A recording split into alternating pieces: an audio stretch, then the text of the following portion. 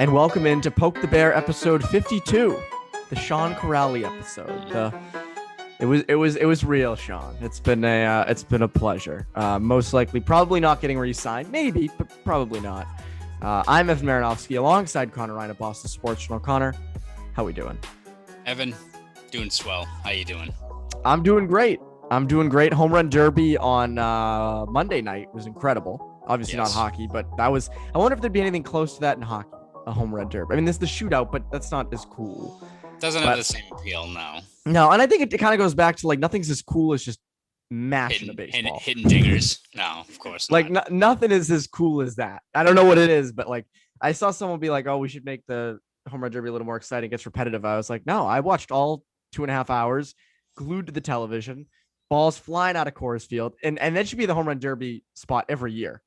Balls flying out of Coors Field. I think I saw someone tweet that like they should just do the home run derby at Coors every year, like it's like the Masters at Augusta. Just have it at one spot there and just do it as like a tradition every year of just guys hitting bombs.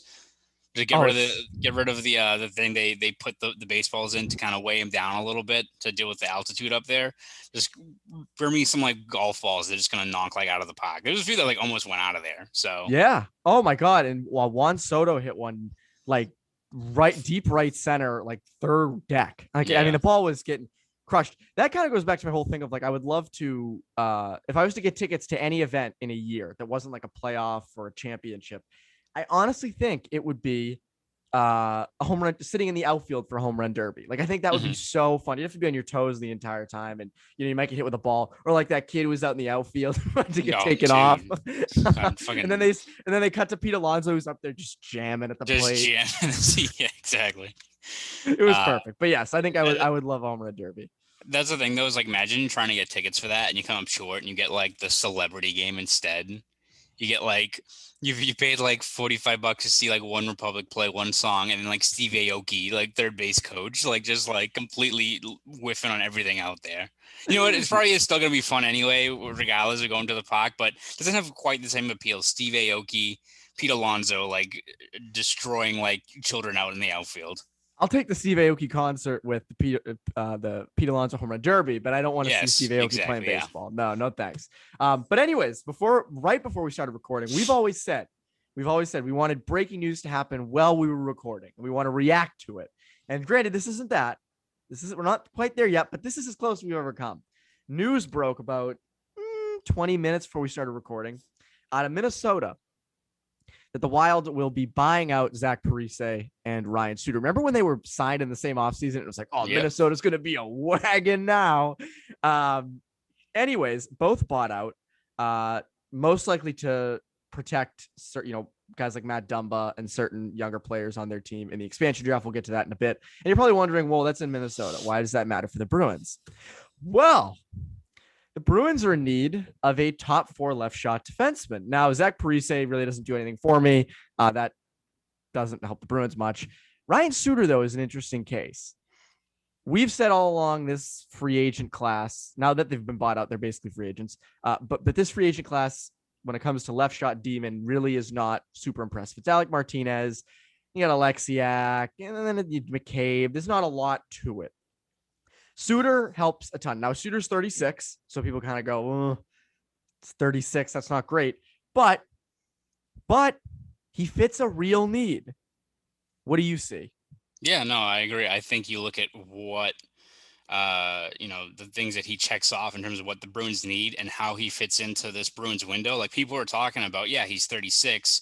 And there's obviously concern, right, that you don't want to be the team that's holding the contract when his game kind of, bottoms out. But even if he's good for another year or two, that's what the Bruins window is. Like, I don't know, people are worried about signing these guys that, it's one thing to like be worried about, let's say you look at like a top middle 6 guy and prioritizing like a Conor Garland over a Coleman because you worry about how much money they're going to be paying out for the guy. But you look at defensemen and Suter and how he fits the bill, the Bruins only need a guy for 1 or 2 more years to max out this current contention window. And if Suter is the guy that he was, he's not the guy he was early on in his, Minnesota days, but if he's what he was last year with Minnesota, which is, still a top 4 guy who averages 22, 23 minutes a night.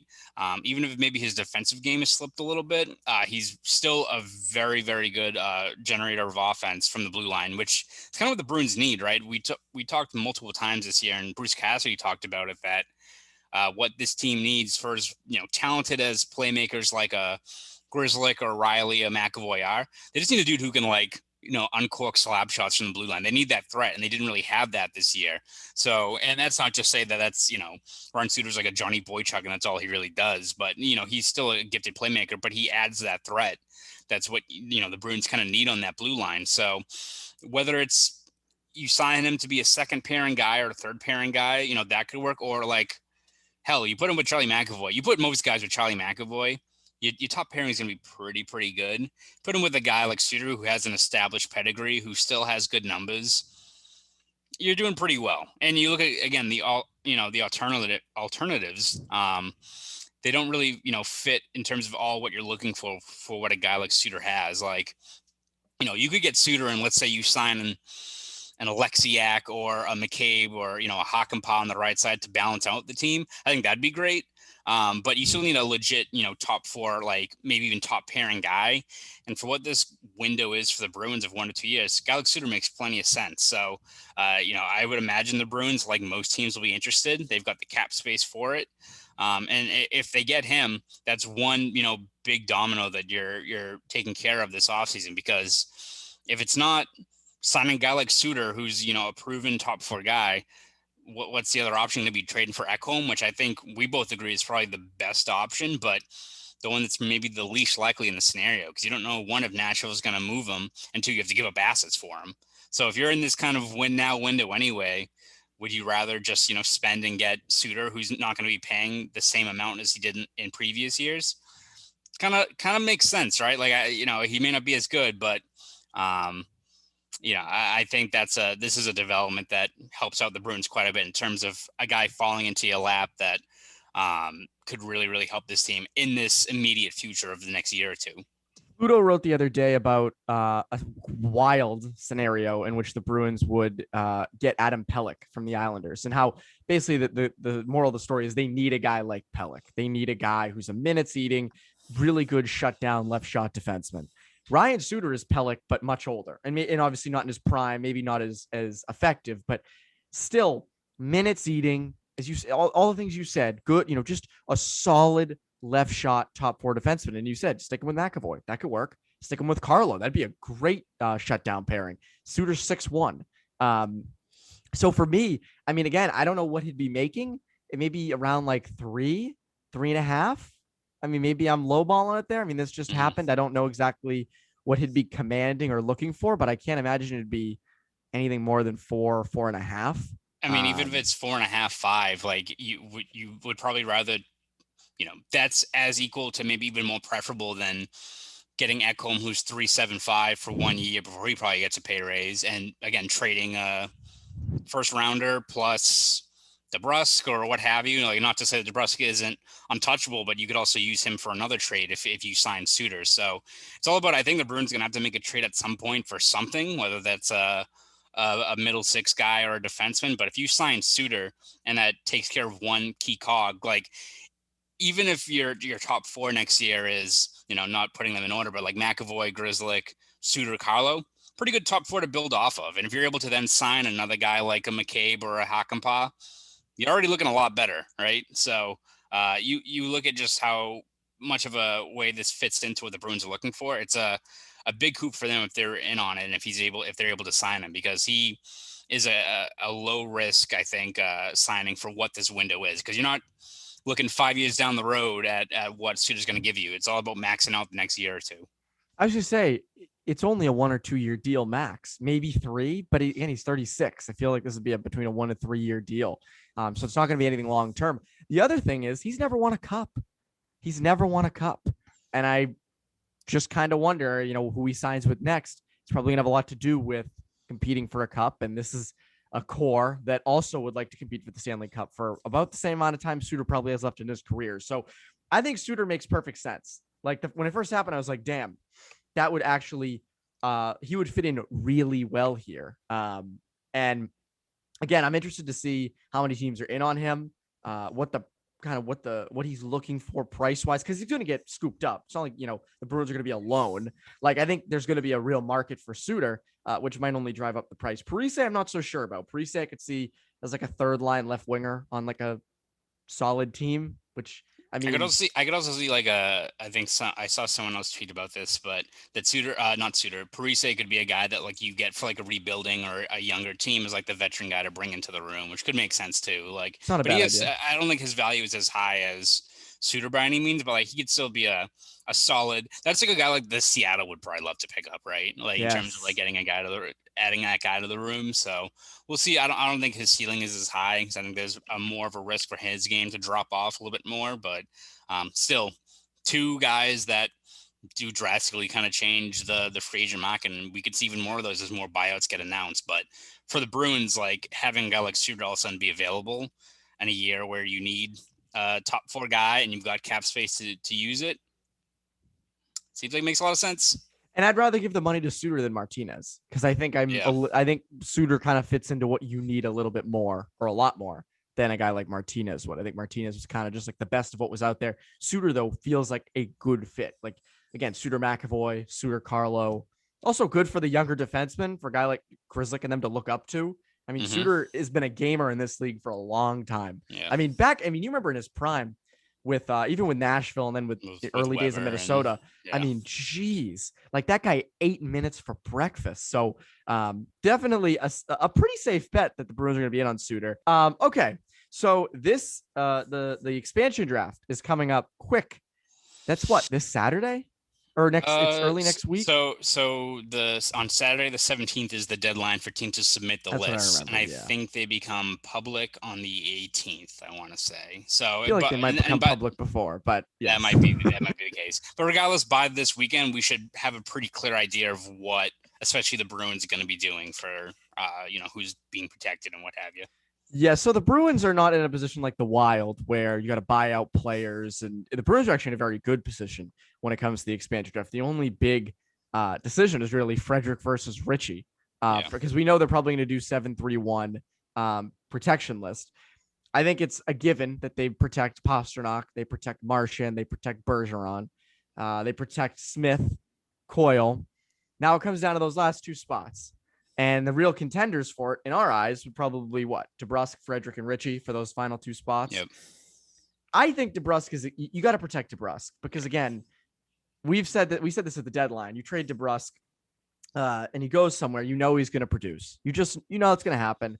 But you'd still rather that happen than lose him in the expansion draft for nothing. Mm-hmm. Yeah, so, no. I mean, do you agree? Yeah, no, absolutely. I mean, I think that's like a popular one you see brought up is moving on from DeBrusk, and you can make the argument like, oh, you save money doing that. It's like, well, you'd also save money if you traded him for an actual useful piece, or maybe he's back next year and he scores 20 goals. Like out of the 3 options of keeping him, trading him for an asset, or letting him walk for nothing, like take a step back and evaluate those options. Which one makes the most sense? Like that's just piss poor asset management if you just let him go for nothing. And like I understand people are maybe frustrated by his game or just want him out of there, but you got to be pragmatic about this of how to handle these assets if you are intent on moving him, because if you let him walk for nothing and he scores 25 goals, congrats, you're the next Florida Panthers letting Riley Smith walk for nothing. Like, and we're going to hear is how you let him walk for nothing. Congrats on saving the $3 million in cap space that you would have saved if you had brought in another guy in a trade. So the Bruins basically let Riley Smith walk for nothing as well. That is true. Yeah. So do you want to have it happen again? Exactly. So, in terms of DeBrusk, I think that's a no-brainer that he gets protected. I think if he walks, it's just a tough hit because, again, you could get something for him on the market. I don't know what it is. I don't know what his value is. It's not as high as it was in years past, but no, he's still a guy that you can still get something for, which is a lot better than letting him walk for absolutely nothing. Also, unless he's packaged in a deal for something better, you're not getting a ton for DeBrusk at the moment. His value's very low. It's as low as it's ever been. I mean, again, like I think DeBrusk for Ekholm might have made sense last offseason. Like I don't think people have been like, oh my God, the Predators are getting screwed. Now you couldn't, I mean, you couldn't do that. So I do think that if they want to hold on to DeBrusk and bring him back for another year and try to get his value raised or just get something out of him, I'm not completely opposed to that. If you can save money and get something that you think is going to be better, do it. If you can package him for someone better, like Eichel, do it. But if it's for, if you're just trading him to trade him, or you're letting him walk to Seattle, it just you do have some value there. You just have to figure out how to best allocate it. Then it comes down to the final spot, Frederic or Richie. Who do you prefer? Yeah, that one is a little bit tougher. Like, because I think regardless of who they protect or don't protect up front, I still think it's going to be a defenseman that they target because it just makes a lot more sense. But I feel like I'd be more inclined to protect Frederic just because I don't think Seattle's going to take Richie. And if they do take him, then it's one of those situations like, well, did you want to be the team that pays him his next contract? Because I think that's a legitimate question to ask is, if the Bruins are totally revamping that third line and they're moving on from, whether it's moving one of those guys and you have Richie to get taken off your hands and you bring back DeBrusk, or if you want to move both Richie and DeBrusk and completely overhaul that third line, this is one step to do it, where a team like Seattle just takes him off your hands and they're the team that pays him that next contract, which I'm kind of nervous about what his next contract's going to be, just because, he scored a new career high in goals, but I don't know. Like, gauging Richie is always tough because, I think what did we give him, a B-, C+ in our grades? Like, I each think one it of was those guys those where, two. yeah, I think it's one of those seasons where, you look at the production, it makes sense, but you look at the eye test out there, it's like you still kind of wanted more. So if you leave Richie unprotected and the Kraken don't take him, that's totally fine. Then you go next to see what his next contract is or what you want to do with him. But if they do take him, then you get to keep one of these young defensemen that you can use for depth on the blue line, or you kind of move on and you have Richie off the books and you get to, save the money to then use towards revamping the rest of your third line. So at this point, I'm looking more at Frederic, but that one's a bit of a tough call because I could see the argument for the other way as well. Yeah, I also think Frederick's a former first-round pick. There's some value there. He hasn't hit his ceiling in the NHL yet. If you really wanted to use Frederic in a deal for someone better, I think Frederic gets you more than Richie ever would, because Richie's a little bit more established. You know what you're getting out of Richie. There's a chance Frederic becomes a 30-point getter, 40-point getter. I said this to you one of the recent episodes that when we were talking about Frederic re-signing here, like, it's not crazy to want some more offense out of Frederic. Everywhere he's gone, he's produced, so you expect something. So it wouldn't be surprising to see Frederic maybe turn in some more offense than Richie could. And even then, the fact that that's even a possibility is enough to get something better in a trade than you might for Richie. So for me, it's Frederic. I just think that, again, I don't know if you really want to be protecting Nick Richie, and again, as you said, I don't think Seattle's going to take him. On D, it's pretty clear who the three are: McAvoy, Carlo, and John Moore. No. Of course. Ha ha ha. We'll clip this. Yes. Well, it's like when you gave Bergeron like an F. We'll take that out. But yeah, McAvoy, Carlo, Grzelcyk are the three, which then leads to who does Seattle take? Yeah, I think it's as expected. It's going to come down to probably Lauzon or Clifton, which I think probably from the Bruins' perspective, they would probably. I don't know. It's tough because I think they really do like Lauzon. I feel like losing Clifton's a bit of a tougher hit because I think he could have stepped in to be that third pairing right shot guy. So if you lose him, you probably have to go out on the free agent market, and whether it's getting a guy like Hakanpää or some other third pairing guy. So regardless of who they take, it's definitely going to be a hit for the Bruins in terms of maybe just from the outlook of just overall depth on the blue line, because even if Jeremy Lauzon isn't a top pairing guy, he's still a guy that if he's your third pairing option, you let him develop more, you could do a whole lot worse, right? Like he's still like a solid piece for this team. So losing him is tough, but in terms of how the Bruins are equipped to handle this draft, they're in a lot better shape than a lot more teams that not only is you don't have to go through the hoops of, buying out guys or trading guys ahead of it to set aside protection slots, but if you lose Lauzon or you lose, or you lose Clifton, at least you can go out in free agency and shore up those holes quickly, whether it's Hakanpää or if you lose Lauzon, you look for another third pairing guy. If McCabe is a guy you target as a third pairing option, it's pretty good. So, they have ways to move on from it, but it just obviously stinks when you lose a homegrown kind of developed player like that. But such is the price you pay when you bring a new team in. Yeah, and I also think again, like both are replaceable, but I think Clifton stings a little more just because when he's at his best, it's probably a little bit better than Yeah. Lozon, just offensively, just the Cliffy hockey experience. I think again, has worked well here thus far. Not as consistent as maybe the Bruins would want, but I think they end up taking Clifton. I just have a hunch. I feel like this is just a higher ceiling with him.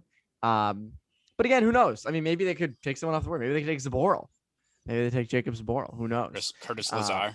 Curtis Lazar, yeah. But anyways, or Chris Wagner. It's funny. I just saw a tweet. It was funny. They said it's so funny that Ryan Suter, this thing happens a day after the Oilers go in for Duncan and Keith. Like that's just very Edmonton. Because Suter obviously would have fit 1,000 times better than Keith, and you wouldn't have to give up anything to get him. Yep. Perfect. Just perfect. I'm sure Connor McDavid's thrilled. Oh yes, lucky the best video is that one of McDavid. I think it was when he was in the OHL, walking to the locker room, and he just screams like "fuck!" Like as he's walking in the locker room. That's always used on any move the Oilers make. Just tremendous. Speaking of losing things to Seattle, the biggest loss the Bruins may have had to Seattle might not have even been player wise. They lost Jay Leach to Seattle. Jay Leach becoming an assistant with the Kraken. Talk about a big promotion. You go to Seattle, new franchise, the Kraken, exciting. Leach obviously very good coach down in Providence. And this is a guy who I see as a potential head coach down the line at some point. Yeah, no, I agree. Like that, I mean, it's a tough loss for the Bruins, especially when you look at just now they've got 2 vacancies to shore up, whether it's down in Providence, which is obviously key because in years past, that was kind of the regular pipeline, right? It's, head coach at Providence, make the jump up to an assistant coach at the NHL level. Then if you are looking for a new head coach, it's usually internal. That's how the Bruins have done it with Bruce Cassidy, obviously. So, losing a guy like Leach is a tough hit for the Bruins. Not only because one, you'd think he'd be the logical replacement for Pandolfo, where he's also gone, but you also lose a homegrown, coaching talent that, if the Bruins ever moved on from Cassidy, he'd kind of be you would imagine he'd be the next man up. I mean, you look at his track record in Providence, his, players have obviously spoken very highly of him. The management staff has obviously said a lot of good things about him. So for the Bruins perspective, yeah, it's a tough loss. Like good for Leach for getting that opportunity. I think, it's more than well deserved. It's for the Bruins though. It's now you've got 2 key pieces of your coaching set that now you have to shore up because one is the guy you look to identify that could be the next best thing, which is kind of what Leach developed into during his time in Providence. But now you also have a guy on the NHL roster where you need someone else to help out with the forwards and the power play, which is kind of what Pandolfo did. What about David Quinn? Makes sense. I don't know if he still wants to, you wonder if he's looking for other jobs, for coaching wise, but it makes a lot of sense, man. Like assistant coach, come back to New England, where he fits in pretty well. I could see it happening. John Tortorella? Yes, Torts. Get Torts on the assist. Oh my God, that would go over so poorly. So bad. You have Cassidy, who's very open with the media, speaks very kindly to the media, and you have Tortorella like bombing in the press conference. It's like, no, this is what I want to say. What about John Tortorella as Providence head coach? Like he's just he just takes a year off, goes to the AHL. That would be the most attention an AHL team has ever gotten. Yeah. And that would be so great for player development. Who was the forward the Rangers had when they played the Bruins in 2013? I think it was Hagelin. Someone asked him about the power play and why he doesn't put Hagelin on the power play. And Tortorella basically was like, well, he sucks on the power play. He stinks. He stinks on the power play. He stinks. He's awful. It's like, geez. Then they went and hired Vigneault after Tortorella left. That was a tremendous hire. Yeah. But yeah, so that's all the Bruins news this week. Wouldn't be surprised to see them be in on Suter very soon. Wouldn't be surprised to see the rumors and the the Bruins are in deep talks with Ryan Suter. Wouldn't surprise me.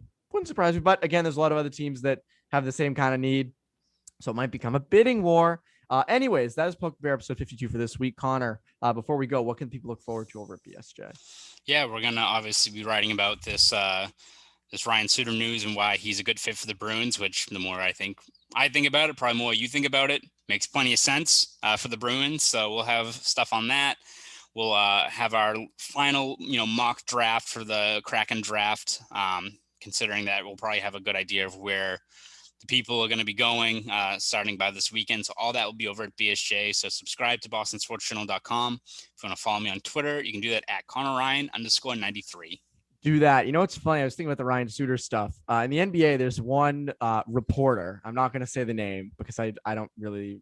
He's never going to hear it, but I don't want to rag on him or anything. But there's a reporter who always tweets out whenever there's a guy who's bought out or there's a free agent or something. He'll tweet out, a team is could be source team could potentially maybe talking about be interested in said player, and people always reply like, yeah, I mean, like, yeah, I'm not sense. surprised. It makes sense, but that's not really something that like a source would tell you. So it's always you maybe see it with Suter, like Bruins could consider. So highly motivated to explore possible avenues with Ryan Suter. I think we're thinking of the same person. Anyways, that is Poke the Bear episode 52. Conor, Ryan, Evan Marinofski, you Bruins, you Poke the Bear listeners. Have a great rest of your day.